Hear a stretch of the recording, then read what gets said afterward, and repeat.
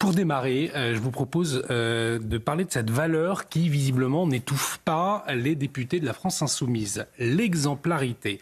Et c'est d'ailleurs particulièrement révoltant. Alors, nous connaissions Louis Boyard, qui reconnaissait avoir dealé de la drogue, Andy Carbrat, lui, qui achetait sa drogue avec ses frais de mandat.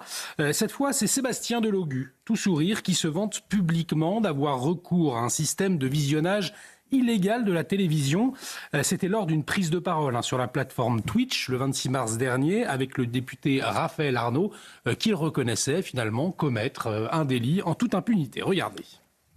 Moi, je ne regarde pas Netflix parce que j'ai l'IPTV, donc du coup, l'IPTV, c'est illégal. Et donc, du coup, ça m'intéresse pas de payer des gens qui vont s'en foutre plein les poches. Toi, tu veux des... Moi, ce qui m'intéresse, c'est la gratuité. Là, par exemple, typiquement, tu vas avoir une coupure de ce moment. Oui, c'est fort. Voilà, possible, tu donnes le bâton pour te faire battre. Je suis désolé.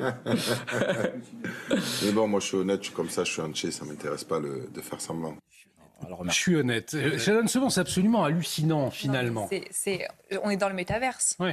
Non, mais très sincèrement, j'ai regardé par 2 fois cette vidéo. On est dans le métaverse. Il faut bien comprendre que les élus de la France insoumise, ils ont inventé un nouveau concept. C'est le concept de député racaille. C'est ça. Louis Boyard, qui a avoué dealer de la drogue, Andy Carbrat, Raphaël Arnaud, fiché S. Enfin, très sincèrement. Et maintenant, vous avez un Sébastien Delogu qui, tout sourire, avoue bafouer les lois qu'il vote lui-même au sein de l'hémicycle de l'Assemblée et qu'il se vante de pirater et d'utiliser un système qui est légal. Non, mais de qui se moque-t-on ? Ces élus sont en train de cracher à la figure des Français. Ils crachent à la figure des Français. Oui, on pourrait, à l'envie, continuer à portraiturer cette génération de députés racailles, mais d'une certaine manière, tous ces propos seraient presque inutiles et on n'aurait pas finalement à faire le procès de cette classe politique qui siège avec LFI si un certain nombre de politiques, à commencer par ceux de Renaissance et un certain nombre de députés de droite, n'avaient pas appelé à voter pour eux. J'ai pensé à vous. Moi, je voulais terminer sur quelque chose d'un peu plus léger, finalement. Ouais. Un hommage à notre patrimoine culinaire, mon cher Olivier. Très bien. Patrimoine culinaire vendéen. Je suis persuadé que vous connaissez. Le meilleur fion de Vendée est celui de Lucé au Sable d'Olonne. Figurez-vous. Alors, c'est quoi ? C'est un petit flan. Ça se bouffe du fion. C'est très bon. Alors voilà, c'est la boulangerie Lucette, située au Sable d'Olonne, qui s'est une nouvelle fois distinguée par son travail. Son fion a remporté la médaille d'or lors du concours départemental de la spécialité. Et les gourmands ont pu le déguster aujourd'hui. Voyez-vous, ce petit flan. Alors je sais que, Olivier Vial, vous êtes un fin gourmet, et je suis persuadé que vous avez déjà dégusté ce fion vendéen. Déjà dégusté du fion, effectivement.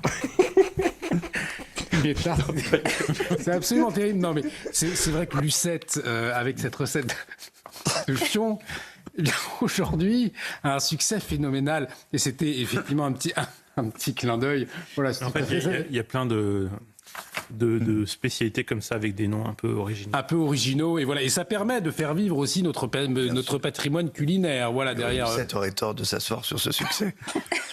Évident. En tout cas, c'est bien de finir sur cette note. Voilà, écoutez, je sais que ça a beaucoup réagi, cette victoire. Et c'est donc depuis aujourd'hui que les Français peuvent déguster ce flan. C'est un flan, le flan de Lucette qui a gagné une nouvelle fois donc au Sable d'Olonne. Et on félicite. Bravo Lucette. Bravo Lucette. Mieux qu'un flan, un fion. Un grand merci à tous les 5.